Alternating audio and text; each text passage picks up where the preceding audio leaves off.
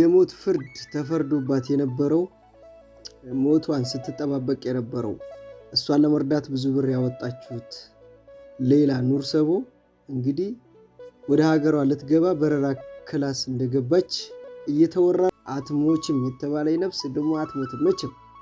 ሰበር አስደሳች ዜና እቺ ልጅ ሁላችሁም ታቋታላችሁ ብዬ አስባለሁ። በሳውዲ ውስጥ የሞት ፍርድ ተፈርዶባት ነገር ግን ለሷ ክፍያ በርካታ የኢትዮጵያ ገንዘብ ተሰብስቦ የሷን መፈታት ሁሉም ኢትዮጵያዊ በጉጉት ሲጠብቅ ነበረ። ታዲያ በዚህ ሰዓት ስለሷ እጅግ አስደሳች እጅግ የሚያስደስት ዜና እየተሰማ ይገኛል።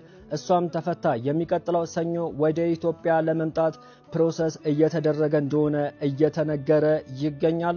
በሷ ጉዳይ ላይ የተጨነቃችሁ በሷ ጉዳይ ላይ ሐሳብ ገብቷችሁ የነበራችሁ በሙሉ እንኳን ደስ አላችሁ። አልহামዱሊላህ። እህታችን ሌይላ ኑር ሰቦ የበረራ ፎርም ሞልታ ለፊታችን ሰኞ ወደ ኢትዮጵያ በረራ ለማድረግ በረራ ማቆያ ክፍል መዛወራ እየተሰማ ነው። ይሄ ትክክለኛ መረጃ ነው። እንግዲህ እህታችን ሌይላ እንግዲህ ለሀገሯ እንደምትበቃ ነው መረጃዎች እያሳዩ ያሉትና ሁላችሁም እንኳን ደስ አላችሁ። ከዚህ ውጭ ሌላ ነገር ማለት አላህን ማስቆጣት ስለሆነ እንግዲህ የመሞቻ ቀኗን ስትጠብቅ የነበረች እህታችን ለሀገር መብቃት ማለት የቀጠሮ የቀን የትላንት የዛሬ ነገር ካልሆነ በስተቀር ሌላ ምንም ትርጉም የለውምና ለዚህ እንድትበቃ ያደረጋችሁ ኢትዮጵያውያንና ሌሎችም ደጋግ የሰው ዘሮች በሙሉ ምስጋና ይገባቸዋል። እህታችን አሁንም በሰላም ለሀገርሽ ያብቃሽ ማለት ነው። ሌላ አሰላሙ አለይኩም ወራህመቱላሂ ወበረካቱ። ሰላም ምርጦች ይግራችሁልኝ ሰላም ናችሁ? እንኳን ደስ አላችሁ። እኔ በጣም ደስ ብሎኛል። ምክንያቱም በጣም አዝኜ ነበር። በነገራችን ላይ ለዚህ ልጅ ሁላችሁም አልቀሳችኋል፣ ገንዘብም አዋጣችኋል። ብዙ ጊዜ ለምንድነው ማትገባው ወደ ሀገሯ ለምንድነው ማትገባው እየተባለ ብዙ ጥያቄዎች ተነስተዋል። ሳኡዲዎች ግን ማለት ነው ትለያላችሁ። ምን ተገይቶ ነው? ቆይ ምን ተገይቶ ነው እኛን ወደ ሀገር አስገብታችሁ? ምን ተገይቶ ነው ይሄን ያክል ርህራሄ እንደዛ ጭካኔ እኛ ላይ ተደርጎ ያ ሁሉ 300 ሰው አንድ ክላስ ውስጥ እየታሰረ ሰው ሲሞት አንድ ቀን እያደረብን ሲያወጡ እንዳልነበረ ዛሬ ግን ሰላም ሆነው ስንት እስረኛ ተፈርዶባቸው የነበረው እስረኛ ስንት እንደገባ ታውቃላችሁ? በጣም ብዙ እስረኛ ነው የገባው። ያውን ፍርድ በወንጀል የታሰረ ሰው። እኛ እኮ ወንጀለኛ የሆነው ያው ያለ ፍቃድ እዛ መገኘታችን ብቻ ነው። የመኖሪያ ፍቃድ ብቻ ስላልነበረ ነው እንጂ ወንጀል አልሰራንም። ከምንዘራ ቦታ ተይዘን ተገደል ነው ስንጎዳ የነበረው። አሁን ግን በቃ ፍቅር አጫውቷችኋል። ኧረ ይመቻችሁ፣ እስከ መጨረሻ ያርግላችሁ። የምሬ ነው። እና ብዙ ፍርደኞች ወደ ሀገር ገብተዋል። አሁን ደግሞ ሌላ ኑር ሰቦ ነበር የቀረችው። እሷም ወደ ሀገር ሰኞ እንደምትገባ በትክክል መረጃ ነው የተለቀቀው። በሁሉም ተለቋል። እንኳን ደስ አላችሁ። ምንም የምለው ነገር የለኝም። ከኔ ቀድማችሁ የሰማችሁ ካላችሁ ያው ሰምቻለሁ ብላችሁ ላይክ ሳታደርጉ እንዳትወጡ እና ወላይ ብቻ የሰው ደስታ ያስደስታችሁ። እቺ ልጅ እንግዲህ የሰው ነፍስም ታጥፋ አታጥፋም አላህ ነው የሚያውቀው። ሆኖም ግን ብዙ አመት ተሰቃየች እስር ቤት። ግን ወደ ሀገሯ ልትመጣ ነው። ፈተና ቢበዛም አንድ ቀን ፈተና ያበቃል፣ ካልሞታችሁ ማለት ነው። የምሬ ነው። ሞት ከቀደማችሁ አፊያ ከቸገራችሁ ብቻ ነው። እናንተ እያላችሁም እኮ ከታመማችሁ ጤነኛ ካልሆናችሁ ያው ከባድ ነው። ጤነኛ ሆናችሁ ግን ምንም ያክል ፈተና ቢበዛባችሁ የምሬ ነው አንድ ቀን ያበቃለታል። በቃ አንድ ቀን ያበቃለታል።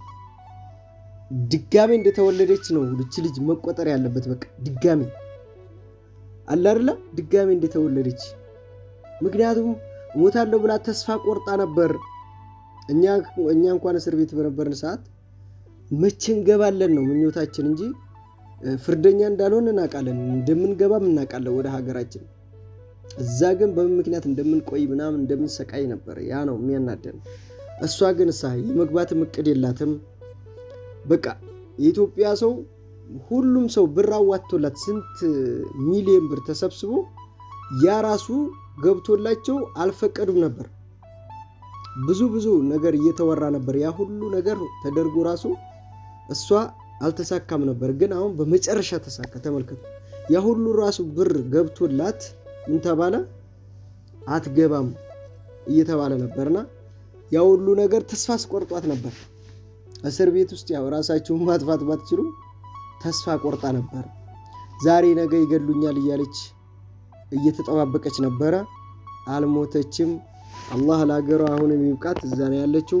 ስትገባም ደግሞ እንደዚሁ ቪዲዮ እንሰራላታለን። አላህ እውነት ያርግላት። እውነት ነው፣ ትክክለኛ መረጃ ነው። እንግዲህ ዛሬ የተለቀቀው እንኳን ደስ አላችሁ ቤተሰቦቿ፣ በተለይ እናትና አባቷ ፋሲካ ከዚህ በፊት አምጥታቸው ሁሉንም ነገር ታውቃላችሁ። ላይቭ ላይ እነሱ ጋር ቁጭ ተብሎ ነው ያ ሁሉ ብር የተሰበሰበው። እናት ራሱ አሁን ምን ያህል ደስ ይላታል። በነገራችን ላይ እኛ የሆነ ነገር ሲደርስብን የሆነ ነገር ስንሆን እናት በህይወት ካለች ምን ያህል እንደምትሰቃይ አታውቁም። የምሬ ነው። በጣም እናት ናት የምትሰቃየው። አሁን ባህር ላይ ይሄድ ለሚሞት በሰው ሀገር ላይ ለሚቀር በስደት ሀገር ለሚቀር እዚህ የምትሰቃየው እናት ናት። የምሬ ነው። ሌላው አንድ ቀን ሆይ ብሎ ይረሳቸዋል። እናት ግን ምን ጊዜም አትረሳቸውም። ሁሌም እንዳለቀሰች ልጅን እንዳለች ነው የምትኖረው። የምሬ ነው። ስለዚህ ለእናቷ ራሱ መምጣቷ ትልቅ ነገር ነው። ድጋሚ እንደተወለደች ነው የሚቆጠረው። ማሻአላህ ተባረከላ ብያለሁ። ግን ሳውዲዎች ሰሞኑን እንዴት ነው አይላቪው እየተጫወቱ ነው። የምሬ ነው። ምክንያቱም ያ ሁሉ ፍርደኛ ማለት በምን እንደሚፈረድ ታውቃላችሁ። የሆነ ውሃ ምናምን የሚሸጡ ውሃ ምን እንደሆነ ይገባቸዋል። ፈቃድ የሌለው ነገር የሚሸጡ እንትን ዘዋዋሪዎች ብዬ ግልግለጽላችሁ እነዛ ናቸው በጣም። ምክንያቱም የታወቀ ነው።